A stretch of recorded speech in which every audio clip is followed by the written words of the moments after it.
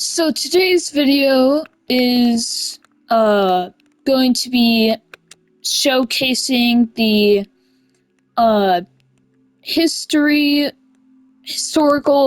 military power per one for one soldier, which one soldier is the strongest and weakest, and uh of course I did one of these rankings a little while back, but it was about the current uh, soldiers, and this is about all of the soldiers that we have had, all of the nations and all of their soldiers.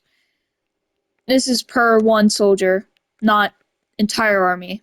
It would be very different for entire army. So at the bottom, we have the gold blocks soldier. They were first of all puppets, and second of all, they were just very, very weak. Oh, and this is also at the peak of every single nation, not like at their weakest time. So they're very weak. Then there's the yellow, which came right before them and were turned into the gold. They were basically no stronger, but they weren't a puppet, so made them stronger. Then there were the diamond.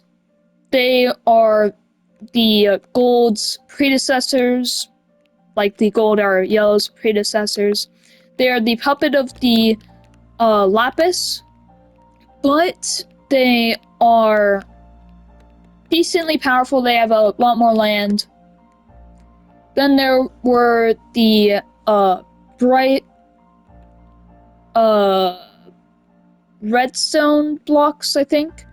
They were an offspring of the Red Empire, the Great Red Empire. They are now gone, and they were pretty weak. And then there is basically their brother. I don't even know how to say it, but they're basically the same. And then there's Emerald, which was not that powerful. It wasn't around for very long, but it was decently powerful. They were decently good fighters. Then there were the Kelp. They were a lot larger than the Emerald, and they were pretty big. They had more soldiers, but they were still not that much more powerful. The Emerald were better fighters than 1v1. Then there were the Crying Obsidian. You're probably very surprised to see them only slightly above the Kelp, but that's generally because they weren't bigger than them. And then there's the Holy Netherrack. They were very powerful. They were the Netherrack Church. They were the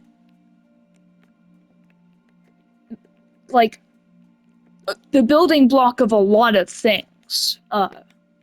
There's a massive list for what they did, but they were very powerful. Then there is the Obsidian, which are astonishing warriors. They have now gained more land than the Kelp, so they're very powerful. But then there are the Blues, who of course were arguably the first nation with the Reds. They were very powerful, and they lasted for a very long time. Then they also had a revival, but they were quickly killed. And they had fought many wars. They were very experienced warriors.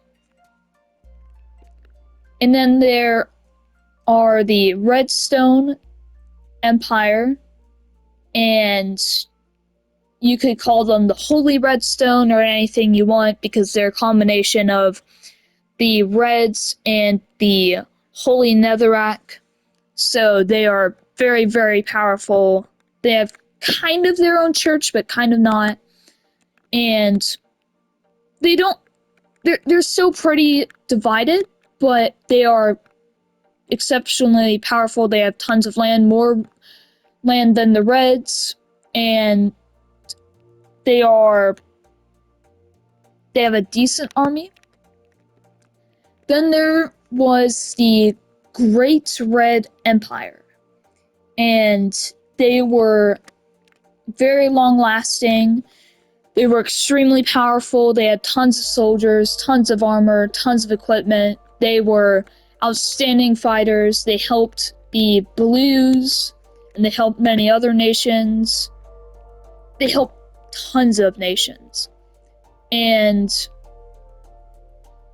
I guess technically, if you count the areas of land that they had conquered that were outside their own territory, then you could say they are bigger than the Redstone.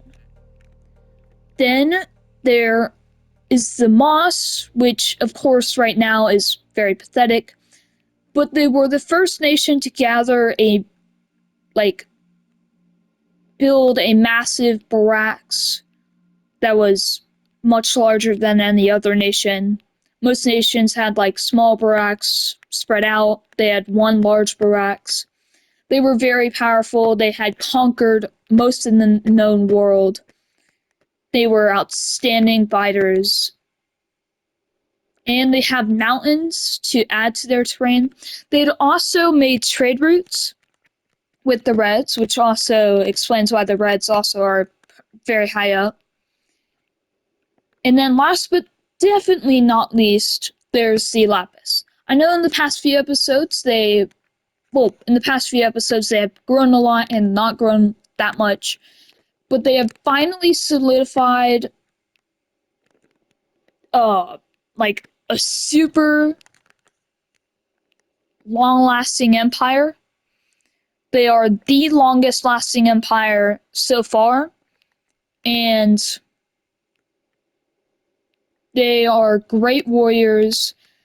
They have the largest army, they have the most population, the most land, and they have, of course, the puppet, the diamond, and even though the diamond are very weak, that still equates to even more, and they've just had an outstanding history.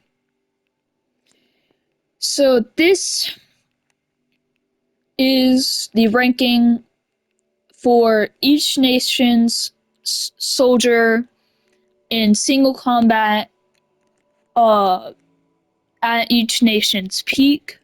If you want to see more, please comment what you would like to see more of. That would really help the channel. Please like and subscribe. It would also help the channel. And soon, I'll probably add more nations to this list. Bye!